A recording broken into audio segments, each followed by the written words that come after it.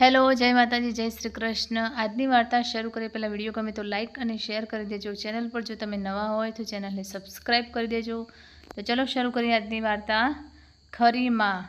શું સાવકી માતા ખરી માં બની શકે? નાનકડો કુસુમાયુધ આજે મૂંઝવણ ભર્યા આનંદ અનુભવતો હતો। ગમી જાય એવી સારા કપડાં ધારણ કરેલી સ્મિત ભરી કોઈ યુવતી ઘરમાં ફરતી હતી। કુસુમાયુધ તેના માતા પિતાને એટલો વહાલો હતો કે તેનું નામ લાંબુ પણ નવાઈ ભર્યું પાડ્યું હતું, પરંતુ માતાએ પુત્રને લાડ લડાવવા જીવી નહીં।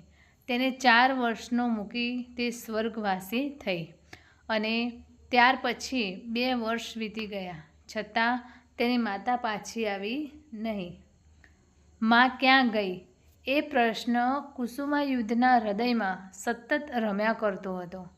કોઈ કહેતું એ તો પ્રભુના ધામમાં ગઈ, કોઈ કહેતું મામાને ઘેર ગઈ, કોઈ કહે એ તો જાત્રા કરવા ગઈ છે, નોકર કહેતો એ તો મરી ગઈ, પણ મને લીધા વગર એ કેમ ગઈ?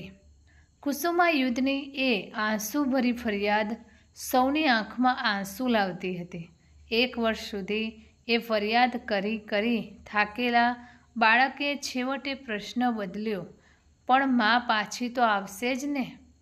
એ પ્રશ્ન સાંભળી સૌ કોઈ તેની સામે જોઈ રહેતું, ક્વચિત આંખ ઉપર લુગડું ઢાંકી દેતું અને કોઈ વખત ધડકતે કંઠે જવાબ આપતું, હા હા આવશે હો, જાઓ રમો। એટલો જવાબ બાળકના અંગે અંગમાં સ્ફૂર્તિ પહેરતો। તે દોડતો, રમતો, હસતો। 4-5 દિવસે વળી પાછો એનો એ પ્રશ્ન પૂછાતો। છેવટે તેણે એ પ્રશ્ન પૂછવાનું પણ ઓછું કરી નાખ્યું। આસપાસના સર્વ મનુષ્યોએ કાવતરું કરી તેને તેની માથી વિખૂટો પાડ્યો હોય એવી માન્યતા તેના હૃદયમાં જન્મી અને તે એકલો રમવા લાગ્યો। માત્ર રાત્રે ઊંઘમાં તે કોઈ વાર લવી ઉઠતો, માં માં। તેના પિતા ઝબકીને જાગી ઉઠતા અને તેના શરીરે હાથ ફેરવતા। એકાએક તેણે સુંદર મુખવાળી કોઈ સ્ત્રી ઘરમાં જોઈ। માનું મુખ કોઈ પણ દેખાવડી યુવતીમાં જોવા તે મથતો। માના સરખું લુગડું પહેર્યું હોય એવી સ્ત્રીને તે ધારી ધારીને જોતો। એવી કોઈ સ્ત્રી મળવા આવી હોય તેને ઘરમાં રહેવા આગ્રહ કરતો। માની નજરનું ભૂખ્યો બાળક આમ તેની સમજ પ્રમાણે માની શોધખોળ કર્યા કરતો હતો। બીજી સ્ત્રીઓ આવીને જતી રહેતી। આ સ્ત્રી તો પછી બધાની માફક નાસી નહીં જાય એ વિચારે તેને ગભરાવ્યો। સૌથી માફક આ યુવતીએ પણ તેને પાસે બોલાવ્યો।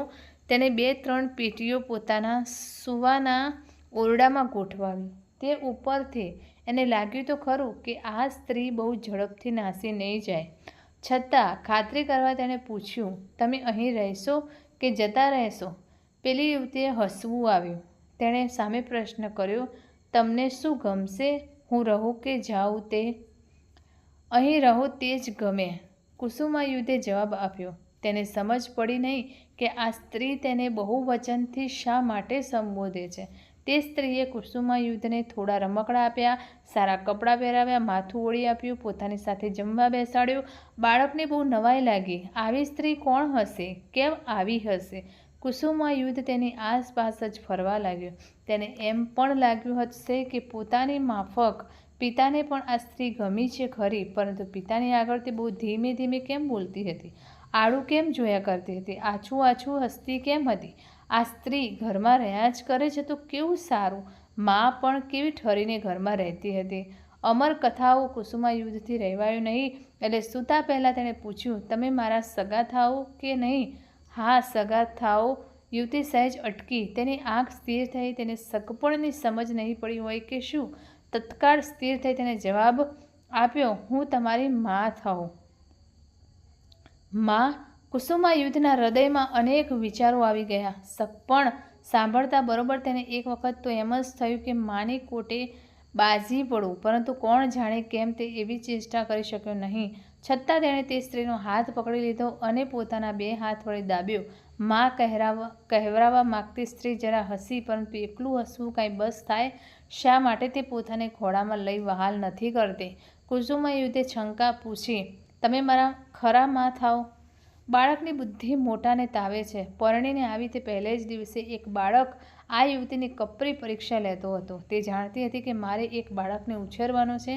તે જાણીને જ તેણે પોતાના લગ્ન થવા દીધા હતા. પરંતુ બાળ ઉછેર એ માને જ અતિ વિકટ થઈ પડતો પ્રશ્ન અપર માને તો ઘણો જ વિકટ થઈ પડે એવો હતો. તેને પૂરી ખબર નહોતી, છતાં તેણે જવાબ આપ્યો, હા ભાઈ, હું તમારી ખરી માં થાઉં. હું ત્યારે તમે મને તું કહીને કેમ બોલાવતા નથી? એમ કરીશ અને હું તમને શું કહું? બહેન કહેજો. માં કે બા જેવો શબ્દોચ્ચાર સાંભળીને એ યુવતી હજી તૈયારી નહોતી. પત્ની તરીકેના કંઈ કોડ તેને પૂરવાના હતા. માં કે બા શબ્દ તો બહુ ઘરડો પડે એમ તેને લાગ્યું. બાળક હતાશ થયો. બીજી વાર લગ્ન કરનાર પુરુષને લોકો હસે છે, મેણા મારે છે, ક્વચિત તેનો હળવો તિરસ્કાર પણ કરે છે. મોટે ભાગે સ્ત્રીઓ અને પત્ની સુખ ભોગવતા પુરુષો આ વૃત્તિ ધારણ કરે છે. સ્ત્રીઓની એ વૃત્તિ સકારણ છે. સ્ત્રીઓને સંસાર સુખ વગર ચાલશે અને તેમણે ચલાવવું જ જોઈએ એવી પ્રથા પાળનાર પુરુષો સંસાર સુખ વગર ક્ષણ પણ ચલાવી ન લે તો તેઓ સ્ત્રીઓના તિરસ્કારને પાત્ર છે જ. પરંતુ પત્ની સહ સંસાર સુખ અનુભવતા પુરુષો પણ એ તિરસ્કાર વૃત્તિ દેખાડવામાં સામેલ થાય ત્યારે તેમને કોઈ જરૂર કહી શકે કે હક તમારો નથી. બાળક કુસુમાયુધના પિતાએ ફરી લગ્ન કરવાનો નિશ્ચય કર્યો.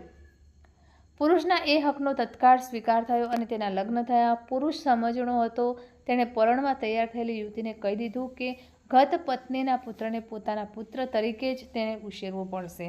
યુવતીએ તે કબૂલ કર્યું.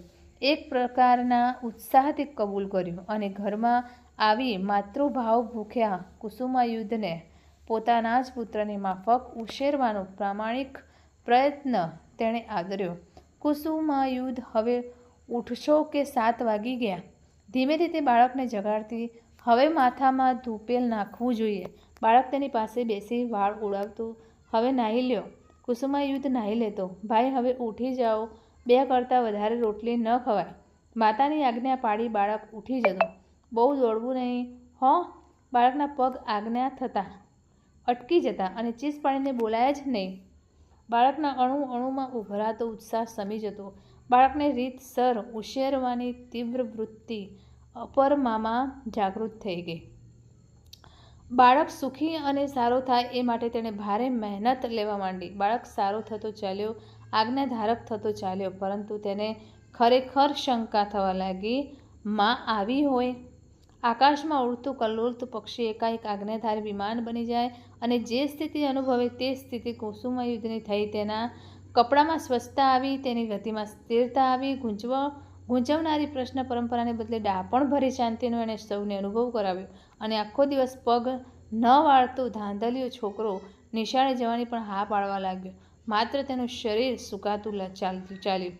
આ કુસુમાયુધ બિલકુલ લોહી લેતો નથી. ડૉક્ટરને પૂછો ને. અપર માને ચિંતા થઈ. પિતાને વધારે ખાતરી થઈ કે માં પોતાની ફરજ બરાબર બજાવે છે. તેણે સારા ડૉક્ટરને બોલાવ્યો. ડૉક્ટરે કુસુમાયુધને જોઈ મત આપ્યો, કાંઈ ખાસ વિક્રિયા નથી, કોડ લીવર આપો. માએ કોડ લીવર કાળજીપૂર્વક પાવા માંડ્યું. બાળકને લાગ્યું કે આ ગંદી દવા પીવી એના કરતાં માંદા રહેવું એ વધારે સારું છે. સત્તા માની શિખામણ અને આગ્રહ આગળ તેણે પોતાના મતને કચરી નાખ્યો. ભાઈ, આટલી દવા પી લ્યો, પછી રમવા જાઓ. માં કહેતી, બહેન, એ તો નથી ભાવતી. ન ભાવે તો એ તો પીવી પડે. કેમ? ડૉક્ટર સાહેબે કહ્યું છે. એમના કહ્યા પ્રમાણે કરવું જોઈએ. હાસ તો તે બધાયના કહ્યા પ્રમાણે કરવું જોઈએ. મોટા કહે તે પ્રમાણે નાનાએ કરવું જ જોઈએ. ન કરીએ તો માંદા પડાય. હું માંદો પડ્યો છું. હા, જરાક દવા ન પીવું તો મરી જવાય. અપર માએ બીક બતાવી. બાળકને તે ધમકાવતી નહીં. બાળ ઉછેર વિશે તેણે ઘણું વાંચ્યું હતું એટલે ધમકાવનાર કરતાં વાદ વિવાદ કરી બાળકને નિરુત્તર બનાવી તેની પાસે પોતાનું કયું કરાવતી. આટલી લાંબી વાત ક્વચિત જ થતી, પરંતુ થતી ત્યારે બાળકને શાસ્ત્રીય રીતે સમજાવ્યાનો તેને સંતોષ થતો. જોકે બાળકનો મત એ વિશે જુદો જ હતો. મરી જવાય તો શું ખોટું? શાંત બની કોડ લીવર પી જતા બાળકના હૃદયમાં પ્રશ્ન થયો, માં મરી ગઈ છે એમ કોઈ કહેતું હતું. તેને પોતાની માતા સંબંધી ઝાંખી ભૂલાઈ જવા આવેલી વાત યાદ આવી. હું પણ મરી જાઉં તો માને મળાય નહીં? તેના મને તર્ક કર્યો. એ તર્ક તેને પ્રમાણભૂત લાગ્યો. કોડ લીવર અને કાળજી છતાં કુસુમાયુધ ખરેખર માંદો પડ્યો. ભાઈ, તમને શું થાય છે? નિત્ય નિયમ પ્રમાણે નાહીને જમવા આવતા બાળકને માતાએ પૂછ્યું. કાંઈ નહીં બહેન, કુસુમાયુધે જવાબ આપ્યો. અરે પણ તમારી આંખો તો લાલ થઈ ગઈ છે.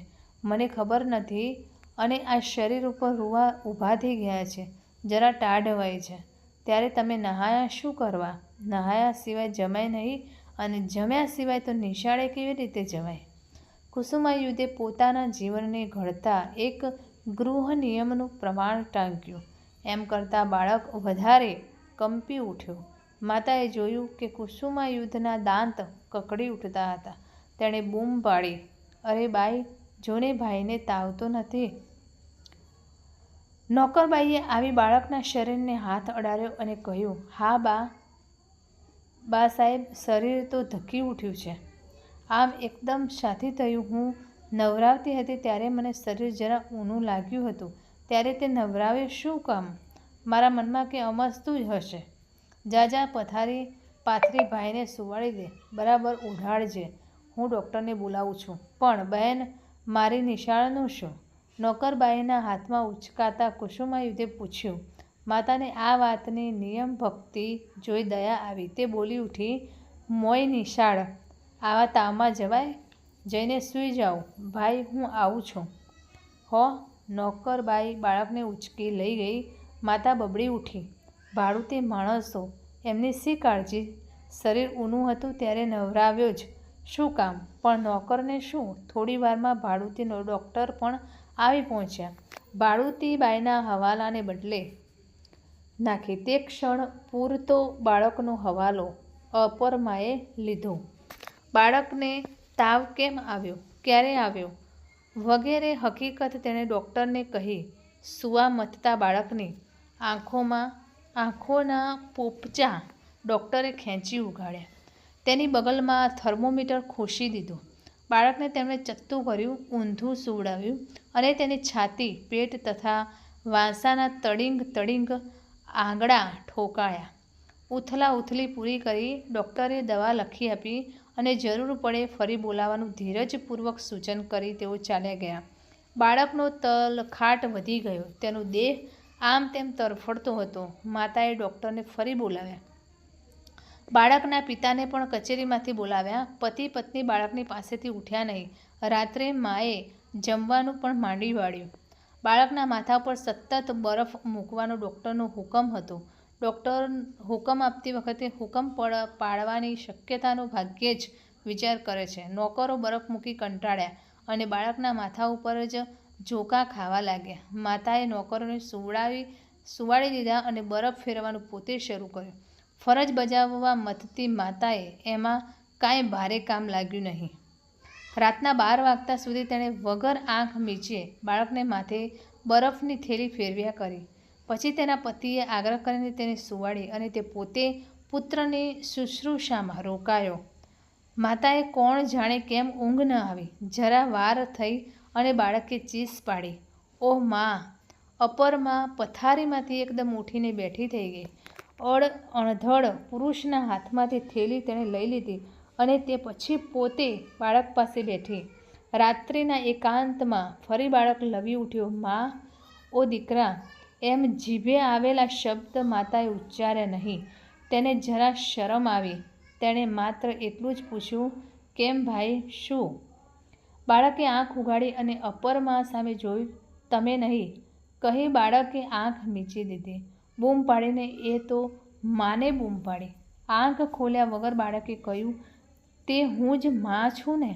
માતાએ કહ્યું. બાળકે ફરી આંખ ઉઘાડી. માતા તરફ તાકીને જોયું. હા, પણ હું તો મારી ખરી માને બોલાવું છું. અપરમાનું હૃદય ધડકી ઉઠ્યું. તેના હૃદયમાં ચીરો પડ્યો. હજી આ બાળકને હું ખરી માતા સરખી નથી લાગતી.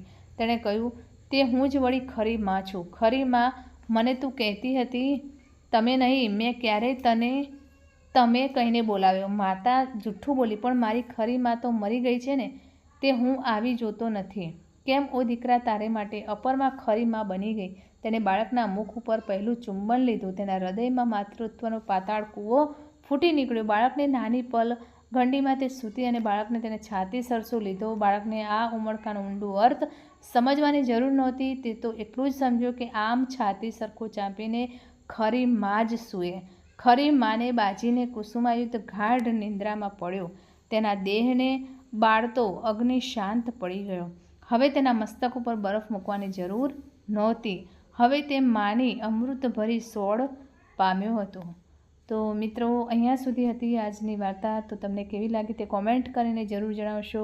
વિડીયો ગમે હોય તો લાઇક અને શેર કરી દેજો. ચેનલ ઉપર જો તમે નવા હોય તો ચેનલને સબસ્ક્રાઈબ કરી દેજો. ફરીથી મળીશું આવા જ એક નવા વિડીયો સાથેની વાર્તા સાથે. ત્યાં સુધી નમસ્તે, જય માતાજી, જય શ્રી કૃષ્ણ, હર હર મહાદેવ. Thanks for watching.